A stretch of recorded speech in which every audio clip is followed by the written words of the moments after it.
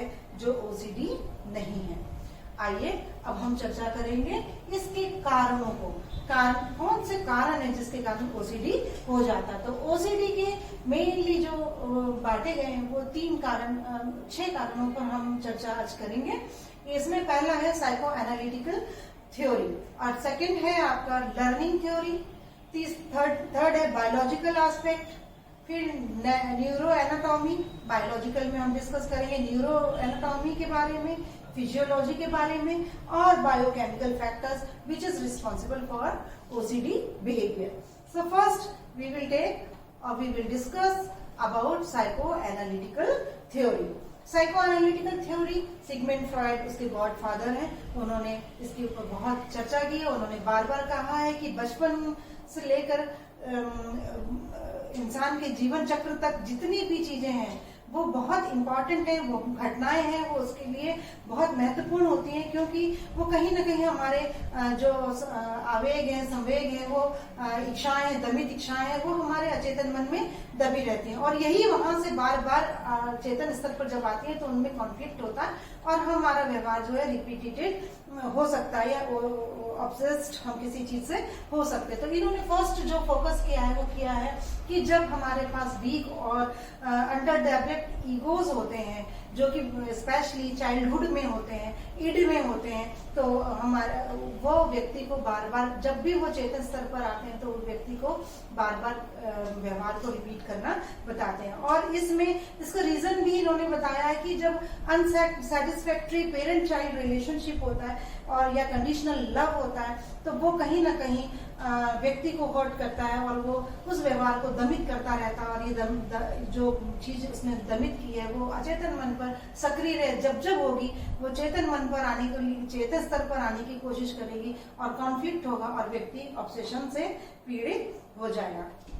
दूसरी बात इन्होंने बताई है कि ऑडिपल कॉम्प्लेक्स के बारे में हमने बहुत सारा पढ़ा है कि एनल सैडिस्टिक फेज जो है वो कंबाइंड होता है with use of specific ego which is main reason, और इंसान उससे बचने के लिए उससे कोप अप करने के लिए different kinds of defence mechanisms को भी अपनाता है। या तो वो आइसोलेशन में चला जाएगा, या वो अंडरगोइंग डिफेंस अंडरगोइंग डिस्प्लेसमेंट होगा, यानी दुखी रहेगा, या रिएक्शन फॉर्मेशन करेगा, या उसके लिए वो प्रतिक्रियाएं दिखाएगा। Produce the clinical symptoms of depression and compulsion, जो जब ये वो इस तरह की क्रियाएं करेगा, कोपिंग करेगा, किसी चीज से बचने का उपाय ढूंढेगा और उनसे गेट ओवर होने के प्रयास में वो इन सारी क्रियाओं को करेगा जो मैंने अभी आपसे डिस्कस किया, आइसोलेशन है या अंडरगोइंग डिस्प्लेसमेंट है, रिएक्शन फॉर्मेशन है, तो ये व्यक्ति में डिप्रेशन और ऑब्सेशन को जन्म देगा, ऐसा सिगमंड फ्रॉइड का कहना। चलिए आइए मैं आपको एक उदाहरण से बताती हूँ। एक लेडी थी,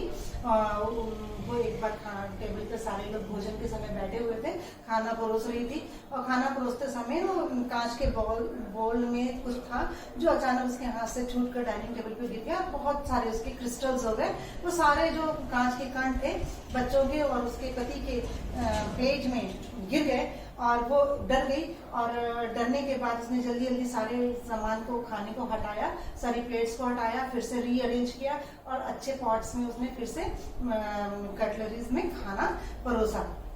बाद में जब ऐसा होता वो डर जाती, उसके मन में एक डर बैठ गया, और वो ये उसकी कंपल्शन, उसका बिहेवियर कंपल्सिव हो गया कि उसने अब वो जब भी खाना परोसती उसको एक डर उसके मन में आ जाता। तो उसने क्या किया, जब साइको एनालिसिस की गई तो पता चला कि वो स्त्री के मन में उसने सब इसके पहले मैं ये जब बताना चाहूंगी कि उसने अपनी इस आदत से बचने के लिए अब एक नया थॉट लाया कि सुरक्षा की चीजों पे वो बहुत ज्यादा ध्यान देने लगी। जब भी खाना परोसती तो बहुत कॉन्शियसली परोसती, जब बर्तन होते तो उनको पहले धो लेती, देख लेती वो कहीं कंटेमिनेटेड तो नहीं है या उसमें कोई किसी तरह का कोई फॉल्ट तो नहीं है कि जिसको खाने से आदमी मर जाएगा। तो ये व्यवहार उसका रिपीटेड हो गया। उसने डिस्प्लेसमेंट किया अपने अनप्लीजेंट फीलिंग का। तो यहाँ पर जब साइको एनालिसिस किया गया तो ये पता चला कि वो स्त्री को एक बात पता चल गई कि उसका जो धनवान पति था वो किसी और के साथ एक्स्ट्रा मैरिटल अफेयर्स में था, और ये जब इसको पता चला तो ये अपने पति से नफरत करने लगी और उसको मारने के लिए उसने एक प्लान किया और जो कि अनसक्सेस होगी वो प्लान को जब उसने एग्जीक्यूट किया तो वही हुआ। और जैसे ही डर आया तो वो कटोरा जो गिरा और उसके जो कांच थे सारे भयभीत माने बिखर गए और उस बच्चों की प्लेट में और उसके हस्बैंड की प्लेट में चले गए। तो हस्बैंड को तो वो मारना चाहती थी मगर वो अपने बच्चों को नहीं मारना चाहती थी। तो जब उसने ये कंडीशन देखी और वो फेल हो गई उस प्लान में, तो उसने इस एंजाइटी को डिस्प्लेस कर दिया, उसका डिस्प्लेसमेंट हुआ कि वो एक्स्ट्रा कॉन्शियस हो गई कि ऐसा कोई भी काम ना हो जिससे कि उसके बच्चों को नुकसान हो। और इसीलिए उसने अपनी इस एंजाइटी को डिस्प्लेसमेंट करके अपने हस्बैंड के लिए भी वो क्योर करने लगी कि अब उसको भी कोई नुकसान ना हो, जबकि अचेतन मन से वो उसको मारना चाहती थी। तो आई होप कि आप साइको एनालिटिकल थ्योरी के ने जो बात कही है उसको इस उदाहरण के माध्यम से आप समझ गए होंगे कि किस तरह से व्यक्ति के दिमाग में अचेतन मन में छिपी हुई बात बाहर आती है और वो उसको रोकने के लिए ऑब्सेशन का सहारा लेता है।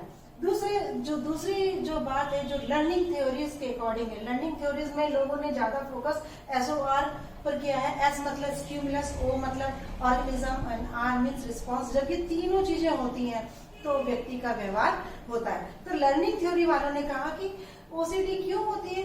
OCD इसलिए होती है कि व्यक्ति जो है वो किसी भी घटना या परिस्थिति को के साथ कंडीशन कर लेता है, जोड़ लेता है। अब यहाँ आप बोलेंगे मैडम कंडीशन का मतलब क्या है? It is very in an easy way I can explain you. Condition is bonding between two things. And हम सीखते हैं एक चीज के साथ दूसरा। जैसे आपको अगर मान लो कॉलेज में नया आपका एडमिशन हुआ है तो आपने पहले तो सीखा नहीं था, दिनचर्या में था नहीं, सवेरे उठना, बस स्टॉप पे जाना, बस में बैठना, फिर कॉलेज पहुंचना, कॉलेज में जाके टाइम टेबल देखना, घंटी लगे तो क्लास में जाना।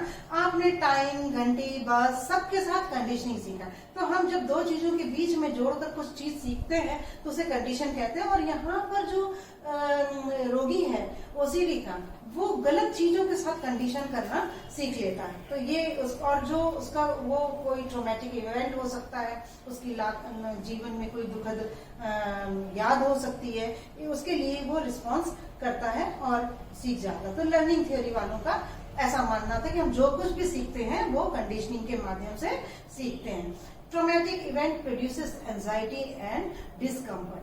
जैसे जैसे वो ट्रॉमेटिक इवेंट, वो जो दुखद स्थिति है व्यक्ति के सामने आती है तो उसमें एंजाइटी और डिस्कम्फर्ट, यानी वो अपने आप को कंफर्टेबल जोन में नहीं पाता है और ये एंजाइटी क्रिएट होती है। और जैसे ही एंजाइटी क्रिएट होती है तो दो तरह के रिएक्शन होते हैं, या तो वो उस स्थिति से दूर भागना चाहता है और या तो फिर वो उसी स्थिति के साथ जीता है। दोनों ही कंडीशन में ऑब्सेशन के लक्षण उत्पन्न होते हैं। तीसरा जो बहुत ही इंपॉर्टेंट है वो है बायोलॉजिकल मॉडल या बायोलॉजिकल एस्पेक्ट, जिसमें हम न्यूरो एनाटॉमी के बारे में जानेंगे। और ये न्यूरो एनाटॉमी की जो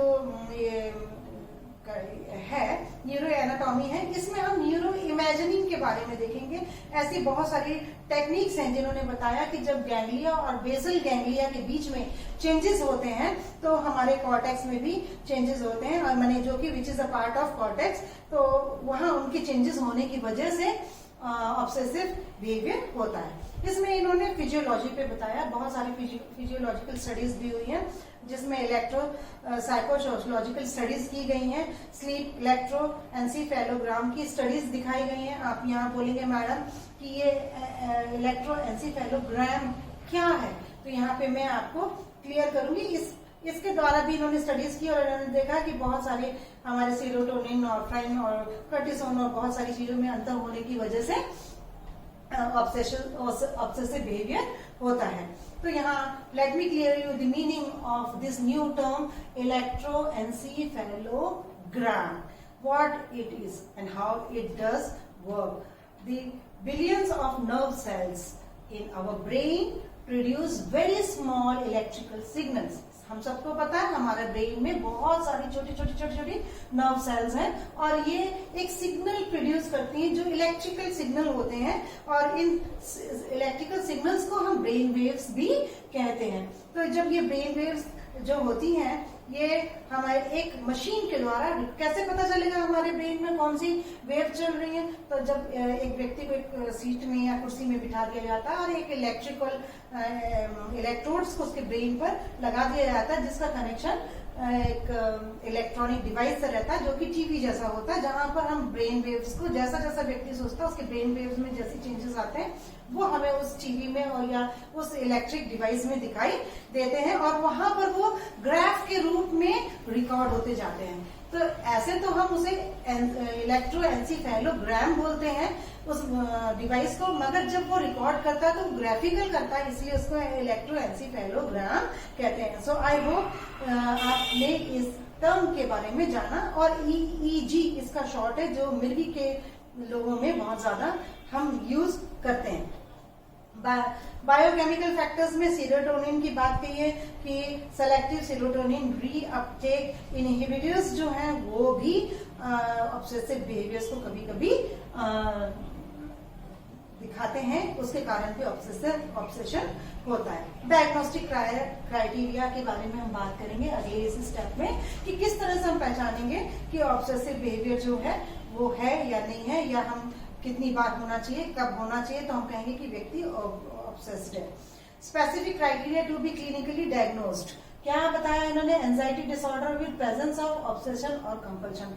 जब ऑब्सेशन और कंपल्शन के व्यवहार में एंजाइटी प्रेजेंट होगी तो आप जानिए कि व्यक्ति चिंता के कारण ऑब्सेसिव बिहेवियर कर रहा है, और कंपल्शन का भी यही कारण है। दूसरा, ईगो डायस्टोनिक रिएक्शंस जो हम देखते हैं और हमारे जो थॉट पैटर्न्स हैं जो एक्शन में वो दिखते हैं, और वो या तो इरिलेशनल होते हैं या एक्सेसिव होते हैं, या तो वो अतार्किक होते हैं या जरूरत से ज्यादा वो व्यवहार में हमको दिखाई देते हैं। And the third one is must take up more than 1 hour or maybe it is in twice or 3 times in a day. तो हम देखेंगे ऑब्सेसिव है। मस्ट डिस्टर्ब डेली रूटीन, और ये हमारी दैनिक दिनचर्या को जब अस्त व्यस्त कर दे तो हम कहेंगे कि व्यक्ति ऑब्सेशन से पीड़ित है। तो these are the few symptoms जो हम फ्रीक्वेंटली देखते हैं। यहाँ पर हमने बताने की कोशिश की कि डायग्नोस्टिक के अदर क्राइटेरियाज भी हैं जिसके लिए हम अलग अलग इलेक्ट्रॉनिक इक्विपमेंट्स और डिवाइस यूज करते हैं। आपने MRI, you are very familiar with the MRI, CT scan, PET में भी new for you, but MRI और CT स्कैन और PET को भी यूज किया जाता है EEC के अलावा, जो कि हमारे ब्रेन में ग्लूकोज और metabolism in the different parts of basal ganglia को भी दिखाते हैं। यहाँ पर मैंने एक पिक्टोरियल प्रेजेंटेशन आपके लिए लेकर आई हूँ जहाँ पर दिखाया कि नॉर्मल ब्रेन ये है और ऑब्सेसिव कंपल्सिव में वहाँ है बेसिक गैंग्लिया और कॉर्टेक्स में जो भी चेंजेस होते हैं वो आप देख पा रहे हैं कि इसमें देखिए एरिया कितना कवर हुआ है, दोनों का अंतर आपको आराम से समझ में आएगा। जो ब्रेन एक्टिविटी OCD के पेशेंट में होती है वो PET स्कैन से रिकॉर्ड करने के बाद इस तरह से दिखती है। अब आता है हम कैसे उनको असेस करें, क्या उसका कोई ऑथेंटिक वे है, कोई टेस्ट है तो कर सकते हैं। यस, आप व्यवहारिक रूप से ऑफिस विजिट में जाकर भी देख सकते हैं उस व्यक्ति का व्यवहार कैसा है। दूसरा, इसके लिए कुछ टेस्ट, साइकोलॉजिकल टेस्ट बनाए गए हैं डिफरेंट लोगों के द्वारा, डिफरेंट इंस्टीट्यूट्स के द्वारा। उनके नाम मैंने यहाँ दिया दी एंजाइटी डिसऑर्डर इंटरव्यू शेड्यूल, जिसको शॉर्ट में ADISR भी कहते हैं, इससे भी हम पता लगा सकते हैं। फिर है the Yale Brown obsessive compulsive symptom checklist. फिर थर्ड है the Leyton obsessive obsessional inventory.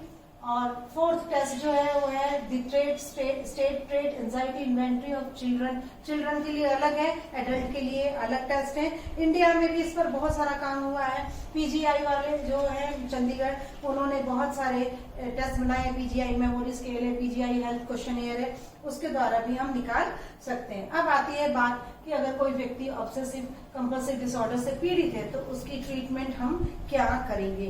तो ट्रीटमेंट को हमने बेसिकली 3 भाग में बांटा है, that is cognitive behaviour therapy, the another one is shock therapy, and third one is behaviour therapy और मेडिकेशन। ये 3 चीजों में हमने बांटा है। कॉग्निटिव थेरेपी के बारे में हमने बार बार बात की है, मैं अपने अगले वीडियो में आपको कॉग्निटिव थेरेपी से कैसे ठीक किया जाता है इसके बारे में जरूर बताऊंगी। आप मेरी वेबसाइट पर जाकर साइकोलॉजी ट्यूटोरियल बाय डॉक्टर ममता अवस्थी पर जाकर आप लॉग इन करें और वहां सब्सक्राइब करें। Do not forget to press the bell icon, you will get the new notification through that.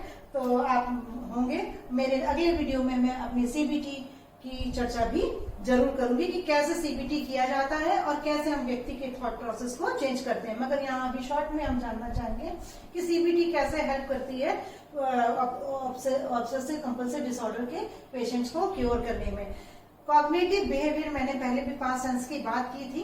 उन 5 सेंस ऑर्गन से हम नॉलेज को रिसीव करते हैं, डिफरेंट काइंड्स ऑफ नॉलेज, जैसे टेस्ट है, स्मेल है और परसेप्शन है, दीज आर।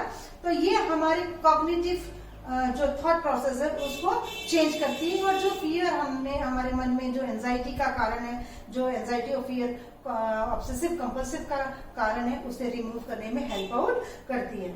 सेकेंड है बिहेवियर थेरेपी, ये हमारे व्यवहार को चेंज करती है।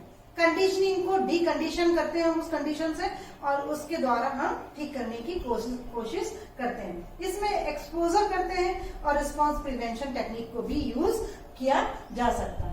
फोर्थ वन है psychotherapy. Psychotherapy is related with the talking therapy with patient and between patient and therapist. और ये थेरेपिस्ट जो है वो डिस्कवर करता है कि वो कौन से कारण है जो व्यक्ति के में एंजाइटी क्रिएट करते हैं, और वो इस कदर हो जाते हैं कि वो उससे छुटकारा नहीं पाता और ओसीडी का पेशेंट हो जाता है। तो वो एक्सप्लोर करके उन कारणों को निकालते हैं और उसके रिमूवल के लिए डिफरेंट काइंड्स ऑफ टेक्निक्स का यूज करते हैं। And lastly systematic desensitisation. Sensitisation यानी किसी चीज के लिए संवेदनशील होना, और डिसेंसिटाइजेशन का मतलब होता है उसके लिए असंवेदीकरण होना। जैसे जो चीज हमें पसंद है उसके लिए एक विरक्ति या विरुचि पैदा कर देते हैं, और धीरे धीरे उसने जो गलत व्यवहार सीखा है उससे उसको गेट ओवर करना सिखाया जाता है। तो इसमें ज्यादातर एक्सपोजर भी थेरेपी को भी यूज किया जाता है। इसके अलावा लास्टली मैं आपको बताऊंगी सेल्फ हेल्प स्किल का कैसे कर सकते हैं। डॉक्टर नहीं है, कोई साइकोलॉजिस्ट नहीं है, तो आप अपनी मदद खुद कैसे करेंगे। ये अपने बहुत सारे आजकल प्रोग्राम्स जो हैं, हम तो अब हाईटेक के उसमें दुनिया में जा रहे हैं, तो हम देख रहे हैं कि बहुत सारी जो टेक्निक्स हैं उनमें हम नेट पर भी एक्सप्लोर कर सकते हैं। जो ऑथेंटिक साइट्स हैं वहां जाइए और देखिए, उनसे चर्चा कीजिए। और बहुत सारी चीजें और प्रोग्राम्स उन्होंने सीबीटी बेस्ड डाले हुए हैं, जिसमें सीडीज हैं, प्रोग्राम्स हैं, और आपको खुद भी मदद करने के लिए उन्होंने कई तरीकों का इस्तेमाल करना बताया। तो उनकी भी हेल्प आप ले सकते हैं। और इसके अलावा आप पीयर सपोर्ट ग्रुप्स बना सकते हैं, जिनको ओसीडी है उनसे चर्चा कर सकते हैं, अपने एक्सपीरियंस शेयर कर सकते हैं। और लास्टली मैं ये बोलूंगी कि कुछ फिजिकल एक्सरसाइजेस, कुछ मेंटल हेल्थ के लिए कुछ एक्सरसाइजेस लाइक योगा, मेडिटेशन, ये तो बहुत यूजफुल है ही। इनके अलावा हम माइंडफुलनेस टेक्निक्स का यूज करेंगे। तो आप कहेंगे मैडम अभी तक तो सब जान रहे थे, डीप ब्रीदिंग, योगा, मेडिटेशन, इनके बारे में तो सुना, पर ये माइंडफुलनेस टेक्निक्स क्या है। तो छोटे से उसमें मैं बताऊंगी कि ये माइंडफुलनेस टेक्निक्स हैं, वर्तमान में हमारे साथ जो हो रहा है उस परिस्थिति को फील करना, उसे एंजॉय करना और उसके अकॉर्डिंग रिएक्शन करना। इसके द्वारा हम सीख सकते हैं। ये योगा मेडिटेशन भी उसी का एक प्रकार है, जैसे ध्यान लगाना, ये सब भी है। तो और भी बहुत सारी एक्टिविटीज है जिनको आप अपने रोजमर्रा की जिंदगी में शामिल कर सकते हैं। ठीक है, यहाँ मैंने उसके मीनिंग को और आपको बताने की कोशिश की है कि माइंडफुलनेस टेक्निक्स क्या है और ये आपके एंजाइटी को रिड्यूस करने में कैसे हेल्प कर सकती है। तो mindfulness is a way of paying attention to the present moment using techniques like meditation, breathing exercises and yoga, जो अभी मैंने आपको बताया कि ये वो टेक्निक है जिसमें कि हम अटेंशन पे करते हैं अपनी प्रेजेंट मोमेंट पे, और उससे गेट ओवर, उसको जीकर अपनी बिहेवियर में सुधार ला सकते हैं through yoga, meditation and some few kinds of deep breathing. और उसके अलावा फिजिकल एक्टिविटीज को बढ़ाइए, क्योंकि जब हम फिजिकल एक्टिविटी बढ़ाते हैं तो हमारे मसल्स टेंस होते हैं, वो थक जाते हैं, और हम जब बिस्तर पर जाते हैं तो हमें बहुत अच्छी नींद आती है। ये हेल्प करेगी आपके एंजाइटी को रिड्यूस करने के लिए। इसके अलावा आप टॉकिंग थेरेपी को भी यूज कर सकते हैं। और लास्टली मैंने मेंशन किया है आप किस किस साइट पर जा सकते हैं। इसके अलावा भी आप खुद सर्फिंग करिए और देखिए, और भी कुछ आइडियाज आप दूसरी साइट्स और दूसरी किताबों से ले सकते हैं, ओसीडी को समझने के लिए। So thank you. Don't forget to press the bell icon and subscribe my channel, which will help you and notify you about my next videos. Thank you.